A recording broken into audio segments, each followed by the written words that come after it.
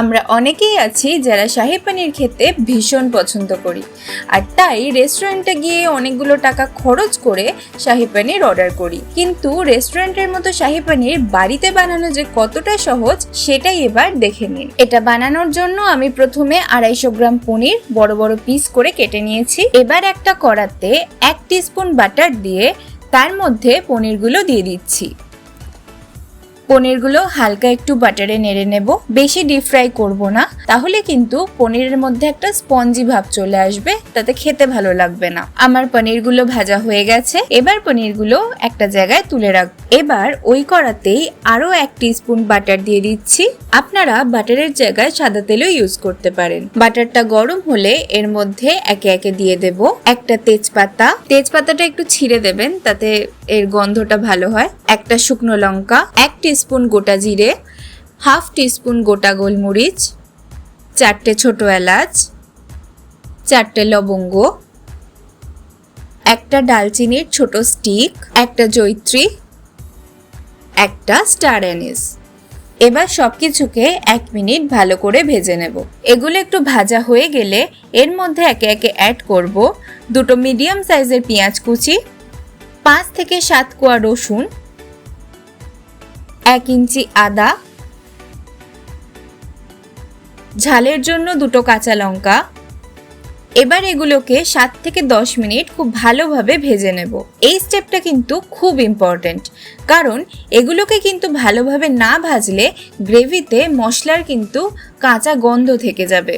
আমার এখানে সবজিগুলো ভাজা হয়ে গেছে। এই স্টেজে আমি অ্যাড করব একটা বড় সাইজের টমেটো কুচি, 2 টেবিলস্পুন কাজু বাদাম, 4 থেকে 6টা ধনেপাতার ডাঁটি। আমি এখানে পাতাগুলো ইউজ করছি না, শুধু যে ডাঁটিটা হয় সেইগুলো ইউজ করছি। স্বাদ মতো নুন। এবার সবকিছুকে 2 থেকে 3 মিনিট ভেজে নেব, যতক্ষণ না পর্যন্ত টমেটোটা গলে যাচ্ছে। এবার এর মধ্যে 2 কাপ জল দিয়ে একটু নেড়ে 2 থেকে 3 মিনিট ঢাকা দিয়ে রেখে দেব। 2 থেকে 3 মিনিট পর ঢাকা খুলে এর মধ্যে থেকে ডালচিনি আর তেজপাতাটা ফেলে মিক্সচারটা ঠান্ডা করে নেব। ঠান্ডা হয়ে গেলে একটা মিক্সিং জারে পুরো মিক্সচারটা ঢেলে দেব, আর এর মধ্যে 1 teaspoon Kashmiri red chilli powder add করে এটার একটা স্মুথ পেস্ট বানিয়ে নেব। এবার একটা বাটির ওপর একটা ছাঁকনি রেখে এই পেস্টটা পুরোটা ঢেলে নিয়ে ছেঁকে নেব। এখানে একটা টিপস দিয়ে রাখি, একটা চামচে নিয়ে সেই চামচেটাকে ছাঁকনির ওপর এইভাবে ঘোরাবেন, তাহলেই দেখবেন খুব তাড়াতাড়ি এটা ছাঁকা হয়ে যাবে। এবার একটা বাটিতে 3 টেবিলস্পুন দই নিয়ে তার মধ্যে অ্যাড করব 1 টিস্পুন ধনে গুঁড়ো, 1 টিস্পুন জিরে গুঁড়ো, 1/2 টিস্পুন গোলমরিচ গুঁড়ো, 1/2 টিস্পুন হলুদ গুঁড়ো, 1 teaspoon Kashmiri red chilli powder, 1 teaspoon বেসন আর স্বাদ মতো নুন। এবার সবকিছুকে খুব ভালো করে মিক্স করে নেব। দইটার কনসিস্টেন্সি যেন এই রকমই থাকে।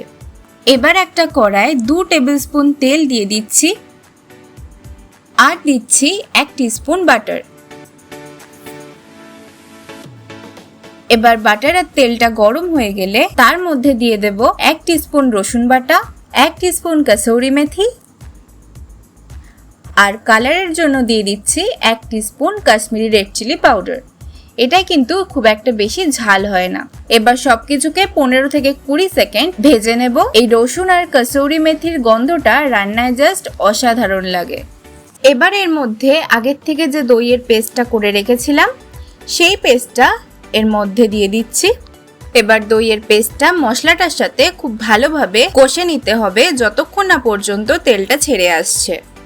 দেখুন দইটার থেকে কিন্তু একদম তেল ছেড়ে এসছে আর খুব সুন্দর একটা গন্ধও ছাড়ছে।